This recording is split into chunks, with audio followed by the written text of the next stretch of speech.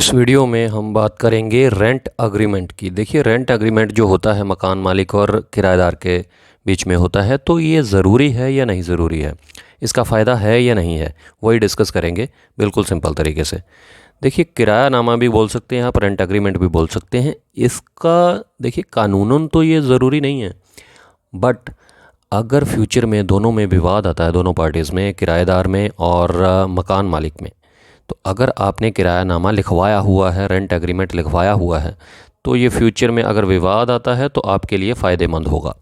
अब बात करेंगे कि किराएदारी की मतलब किरायानामा में क्या क्या हमें लिखवाना चाहिए, कौन कौन सी बातों का ध्यान रखना चाहिए रेंट एग्रीमेंट में। देखिए, सबसे पहले तो हमें किराएदार, इसमें दोनों पार्टीज़ की डिटेल आती हैं, दोनों के एड्रेस वगैरह आते हैं, मकान मालिक के भी और किराएदार के भी। उसमें किराएदारी की पूरी शर्तें लिखी जाती हैं। अगर कोई कोर्ट विवाद होता है तो हमेशा इसका फ़ायदा मिलता है। जो रेंट एग्रीमेंट होता है, अगर बाद में फ्यूचर में कोई विवाद होता है तो इसका फ़ायदा मिलता है। और अगर आपने किरायानामा प्रॉपर लिखवाया हुआ है, प्रॉपर शर्तें लिखवाई हुई हैं, तो फिर आपको कोई फ्यूचर में प्रॉब्लम आएगी नहीं। देखिए, सबसे पहले आपने इसमें रेंट अमाउंट लिखना है कि शुरुआती रेंट कितना होगा, उसके बाद कब कब किस तरीके से बढ़ाया जाएगा, रेंट को किस मेथड से पे किया जाएगा, जो मकान मालिक है वो कौन से मेथड से किराया अब रिसीव करेगा, जो किराएदार है वो किस तरीके से, कौन से मेथड से किराया देगा, बाय चेक देगा या किस तरीके से भी, या ऑनलाइन पे करेगा या कैश दिया जाएगा। और इसमें अगर कोई सिक्योरिटी अमाउंट है तो सिक्योरिटी अमाउंट कितना है, उस पर इंटरेस्ट लिया जाएगा या नहीं लिया जाएगा, और कब वो वापस किया जाएगा, और किन कंडीशंस में वो सिक्योरिटी अमाउंट जो है वो जब्त किया जाएगा। तो ये सारी चीज़ें आपने लिखनी है। कौन कौन सी फैसिलिटीज़ दी जाएंगी जो किराएदार है उसको, जैसे बिजली पानी है, इस तरीके की बेसिक जो नीड्स हैं वो किस तरीके से प्रोवाइड करवाई जाएंगी। जो बिल पेमेंट है, बिल का पेमेंट है वो कौन करेगा, किराएदार करेगा या मकान मालिक करेगा, शॉप खोलने का टाइम कितना होगा, कब बंद की जाएगी। तो ये सारी चीज़ें जो हैं आपको, अगर आप अपने किराएनामे में लिखवाते हैं, अपने रेंट एग्रीमेंट में लिखवाते हैं, तो बाद में अगर बाई चांस कोई फ्यूचर में प्रॉब्लम आती भी है तो आपके पास अगर किरायानामा लिखवाया हुआ है तो उसमें आपके लिए हमेशा फ़ायदेमंद रहेगा। देखिए, ज़्यादातर जो है 11 महीने का रेंट एग्रीमेंट होता है।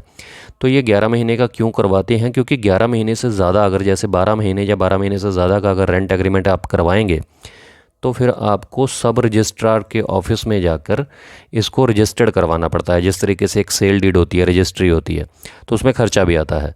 तो दोनों ही पार्टीज़ इससे बचने के लिए कि हमें सब रजिस्ट्रार ऑफिस ना जाना पड़े, इसको बाकायदा रजिस्टर्ड ना करवाना पड़े, तो क्योंकि वहाँ पर बाकायदा फ़ोटो वगैरह भी होती है, तो यहाँ पर जो पार्टीज़ होती हैं वो 11 महीने का रेंट एग्रीमेंट कर लेती हैं। क्योंकि 11 महीने से ज़्यादा का अगर रेंट एग्रीमेंट करवाना है तो वो फिर सब रजिस्ट्रार के ऑफिस में प्रॉपर रजिस्टर्ड होगा, तभी वो वैलिड होगा। तो 11 महीने का लगभग जो एग्रीमेंट होता है वो करवा लिया जाता है, और नोटरी पब्लिक के द्वारा ही इसको रजिस्टर्ड करवाना जो है वो सफिशिएंट हो जाता है। फिर नोटरी पब्लिक इसको वेरीफाई कर देता है। तो इसलिए ज़्यादातर जो पार्टीज़ हैं वो 11 महीने का रेंट एग्रीमेंट करवाती हैं। बाकी मैंने आपको शर्तें बता दी कि कौन कौन सी शर्तों का आपको ध्यान रखना है। कि सबसे पहले तो एड्रेस वगैरह आएगा, उसके बाद रेंट अमाउंट की शुरुआती रेंट कितना होगा, बढ़ाया कब जाएगा, और सिक्योरिटी अमाउंट कितना होगा, उस पर इंटरेस्ट लिया जाएगा कि नहीं लिया जाएगा, उसको किन हालातों में जब्त कर लिया जाएगा, और जो टाइमिंग है वो कितनी है, जो शॉप है या फिर कोई घर है तो उस हिसाब से उनको फैसिलिटीज़ कितनी दी जाएंगी। जो किराएदार हैं उनको जो बेसिक नीड्स हैं, जैसे बिल का पेमेंट कौन करेगा, बिजली पानी की सुविधा किस तरीके से कैसे प्रोवाइड करवाई जाएगी, ये सारा कुछ आपको लिखवाना है। तो उसके बाद आपको अगर फ्यूचर में कोई इन केस दोनों पार्टीज़ में डिस्प्यूट होता भी है तो आपको कोई प्रॉब्लम आएगी नहीं। तो उम्मीद करता हूँ आपको क्लियर होगा। सिंपल तरीके से, सिंपल शब्दों में आपको समझाने की कोशिश की है मैंने।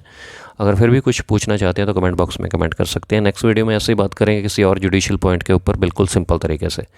तो अगर वीडियो थोड़ी सी भी अच्छी लगी तो लाइक ज़रूर कीजिएगा और कमेंट करके ज़रूर बताइएगा मुझे। शुक्रिया, धन्यवाद।